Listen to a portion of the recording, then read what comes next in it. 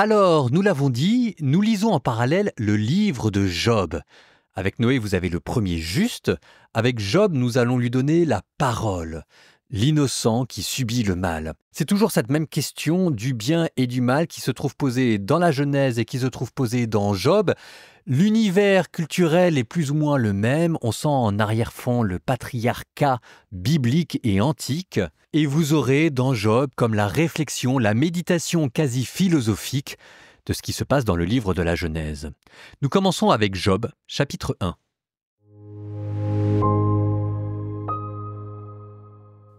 Il était une fois, au pays de Ous, un homme appelé Job.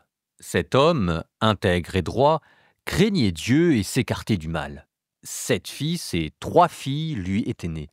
Il avait un troupeau de 7000 brebis, 3000 chameaux, 500 paires de bœufs, 500 ânesses, et il possédait un grand nombre de serviteurs. Cet homme était le plus riche de tous les fils de l'Orient.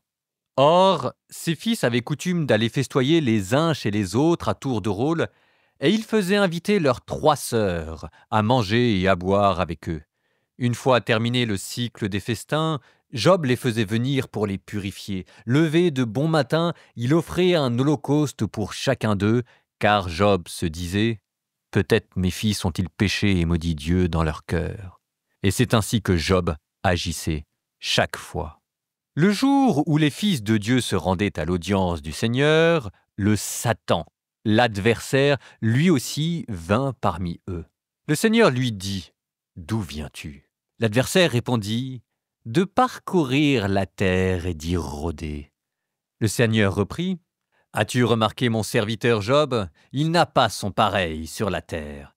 C'est un homme intègre et droit qui craint Dieu et s'écarte du mal. » L'adversaire riposta « Est-ce pour rien que Job craint Dieu?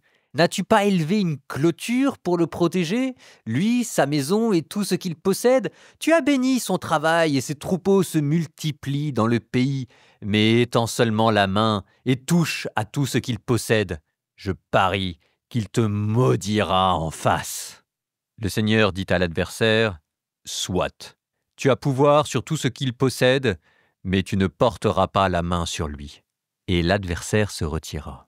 Le jour où les fils et les filles de Job étaient en train de festoyer et de boire du vin dans la maison de leur frère aîné, un messager arriva auprès de Job et lui dit « Les bœufs étaient en train de labourer et les ânesses étaient au pâturage non loin de là.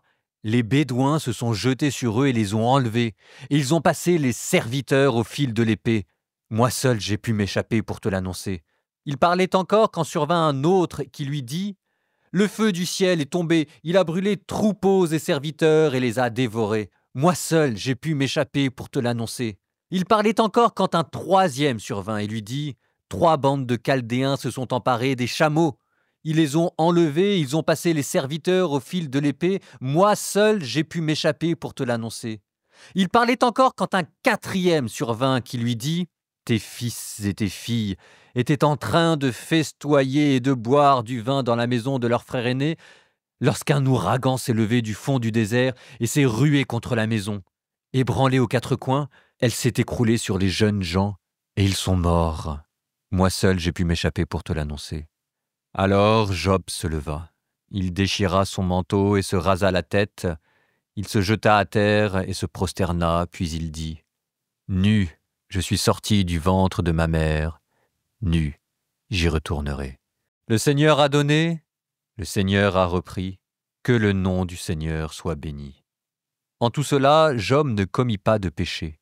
Il n'adressa à Dieu aucune parole déplacée.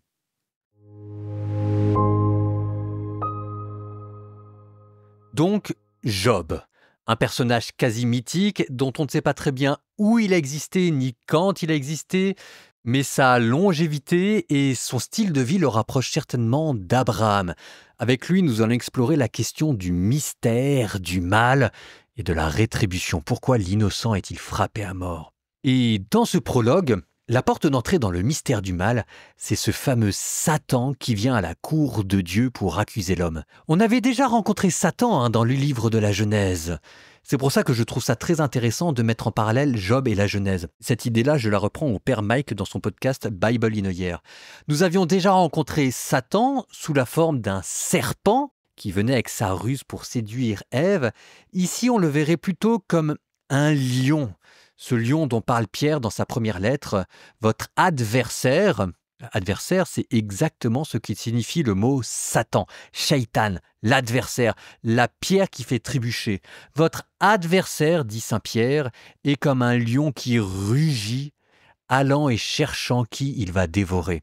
Et là, ça vous faisait déjà penser à Caïn, son péché qui était tapi en lui comme une bête, la jalousie et l'envie. Nous le retrouvons ici à la cour céleste qui cherche à accuser les hommes.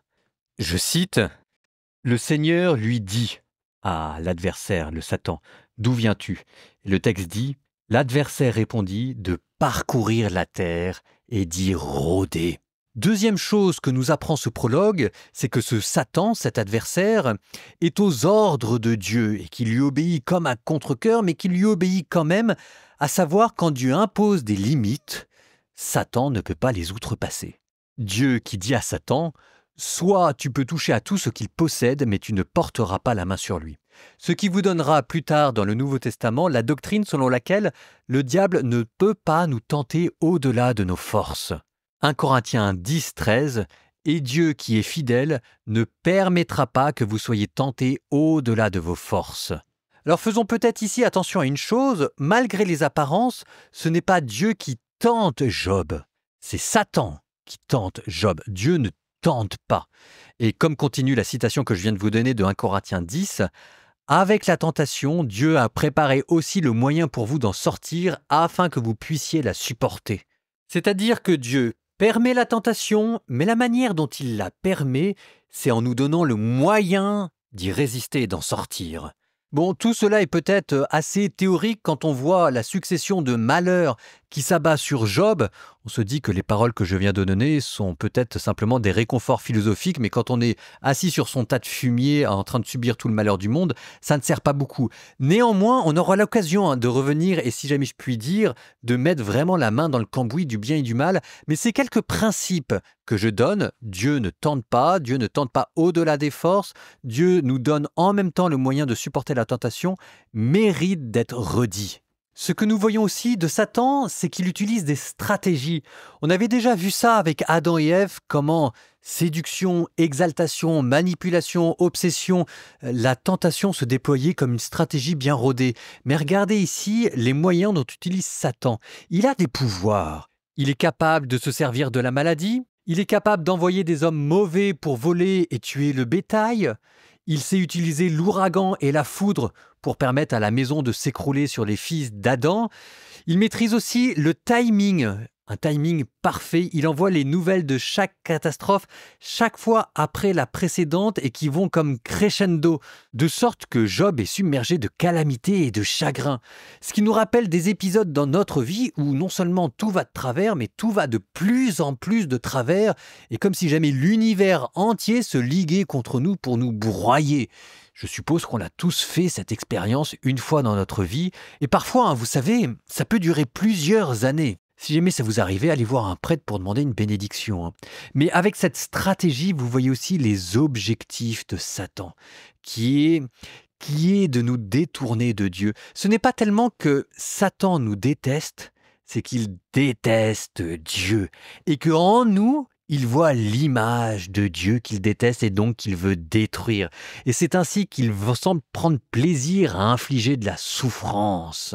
Alors de manière très belle, cet accusateur qui devant Dieu veut notre perte. Le Nouveau Testament, le livre de l'Apocalypse plus précisément, nous dira qu'il a été rejeté.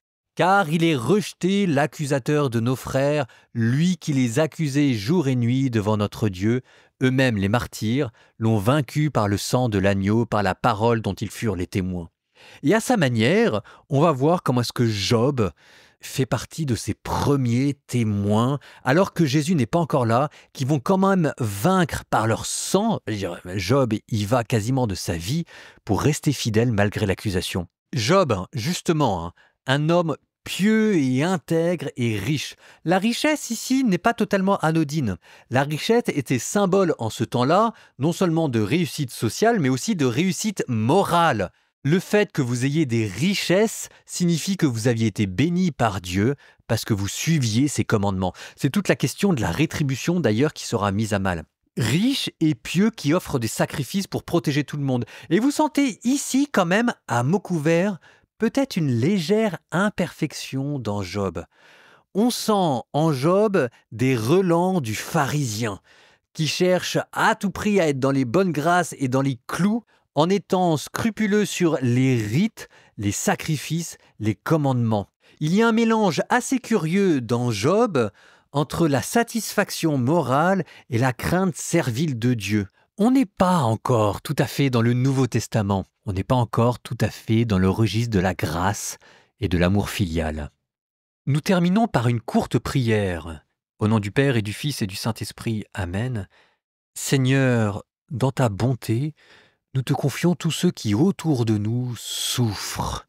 Peut-être vous-même, si vous avez des maladies, sinon vos proches, et malheureusement nous en connaissons tous. Nous demandons que Dieu ne soit pas loin d'eux, et vous, que le Seigneur vous bénisse et vous garde, le Père, le Fils et le Saint-Esprit.